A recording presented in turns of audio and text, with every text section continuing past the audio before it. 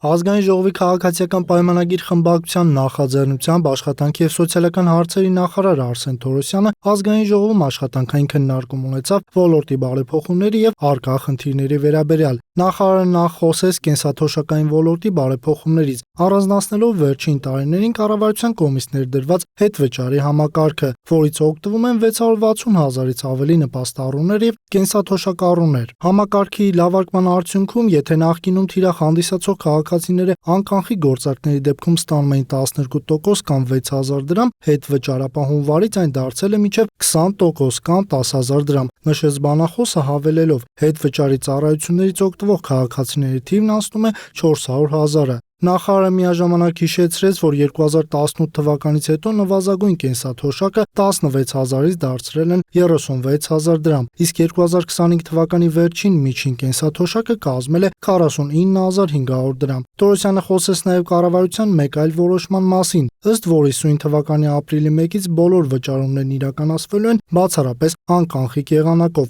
այդ թվում կենսաթոշակներն ու նրանց հավասարեցված նպաստները։ Հենաշարժողական խնդիրներ ունեցող քաղաքացիների մտահոգությունները նախարարը նույնպես փարատեց։ Սա ես պաշտոնապես հայտարարում եմ, լուծելու ենք, իրենք որևէ անհանգստանալու խնդիր չունեն։ Մենք արդեն փորձնական 10 նման քաղաքացու վարժություն ենք արել եւ առաքել ենք քարտերը հայ-փոստի միջոցով տուն եւ քարտը եւ պին ծածկագիրը, որը անհրաժեշտ է քարտը օգտագործելու համար։ Եվ այդ մնացած բոլոր քաղաքացիներին դա առաքելու ենք, այսինքն եւս մեկ անգամ եկեք ֆիքսենք, որովհետեւ որևէ խնդիր չի առաջանում, որևէ մեկը չի զրկվելու իր կենսաթոշակը կամ նպաստը ստանալու իրավունքից։ Արսեն Թորոսյանը ազգային ժողովի ԿՊ պատգամավորներին ներկայացրեց մի քանի ցուցանիշներ, որոնք վերաբերում էին վերջին տարիներին աշխատատեղերի կայուն աճին եւ անապահովության համակարգում գրանցված քաղաքացիների թվին, ըստ որի եթե 2018 թվականին գրանցված են եղել 92,564 ընտանիք, ապա արդեն 2025 թվականին այն նվազել է, հասնելով մինչև 48,778-ի։ Նույն պատկերն է նաև ծայրահեղ աղքատության եւ աղքատության պարագայում՝ 1,5%-ից նվազում մինչև 0,6% եւ 26,5%-ից նվազում մինչև 21,7%։ Նախարարը նաև հայտնեց, որ 2025 թվականի տարեվերջյան տվյալների համաձայն ներկայում Հայաստանի Հանրապետությունում կան 822,662 գրանցված աշխատողներ եւ 2018 թվականից ի վեր այդ թիվը աճել է 281,000-ով։ Միջին աշխատավարձը այդ նույն տարիների հարաբերակցությամբ կազմել է 327,000, նախկին 173,000-ի փոխարեն, իսկ գրանցված գործառույթների թիվը 30,000-ից անցնում է։ Վերոնշյալը մի շարք խնդիրներով է պայմանավորված, հավելեց Թորոսյանը։ Հիմնական խնդիրներից մեկը դա կվալիֆիկացիան է, այսինքն չեն համապատասխանում գործընտրողները աշխատատեղի հետ։ Ամփոփ եմ, պարոն Կոնջարյան, հետո էլի խոսենք սրա մասին, բայց էլի խնդիրներ կան։ Տրանսպորտի հասանելիության խնդիր կա, մենք չպետք է վարանենք դրա մասին, ասել է, որ մի գյուղում կա աշխատատեղ, մեկ ուրիշ գյուղում կա աշխատող եւ ինքը հասնելու խնդիր ունի, աշխատավարձի ցածրության այդ խնդիր կա, բայց այստեղ նաև հարցածագում, ասենք գործազուրկին առաջարկում ես այդ աշխատողը ցածր աշխատավարձով, օրինակ 100,000 դրամով աշխատատեղ, ինքը հրաժարվում է, բայց ինքը չունի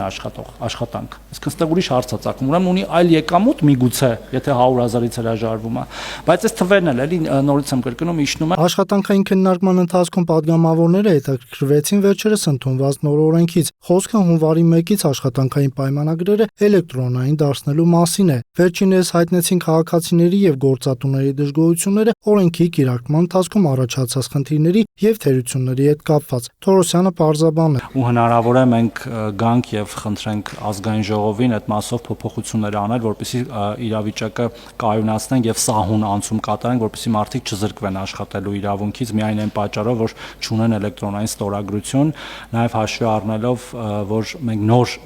ID քարտերի համակարգ ենք ունենալու շուտով, որ նաեւ ստիպված չլինեն երկու անգամ ID քարտ ստանալու, մի հատ նոր, հետո էլ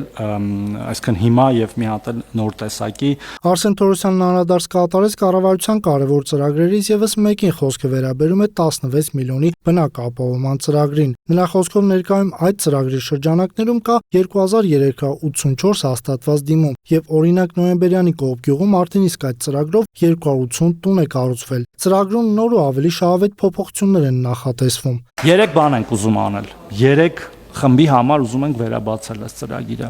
Մեկը այն քաղաքացիներն են, որոնք դուք էլ նշեցիք, պարոն Կոնջարյան, որոնք արդեն ունեն հողամաս կամ շինթույլտվություն 2025 թվականի մայիսի 1-ի դրությամբ, որովհետև այդ ժամանակա ծրագիրը ավարտվել, այսինքն ըստ էության իրենք ցանկացել են, բայց չեն հասցրել օգտվել ծրագրից։ Մեր գնահատականներով դա մոտ 500 քաղաքացի է, 500 շահառու, մենք խոսել ենք մարզպետարանների, համայնքապետարանների հետ, այդ քաղաքացիներն են։ Երկրորդը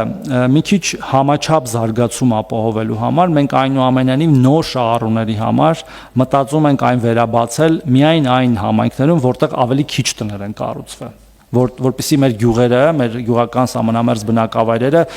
իրար պես համաչափ զարգանան, որպեսզի օրինակ 1000 կամ 500 տուն ունեցող գյուղը չդառնա 700 տուն ունեցող, թեև դա լավ է, բայց օրինակ 200 տուն ունեցողը մնա 200, որտեվ այդ առումով կարծում եմ մի քիչ ճիշտ չի եւ բանաձև ունենք, այդ բանաձևով անցկացնում ենք եւ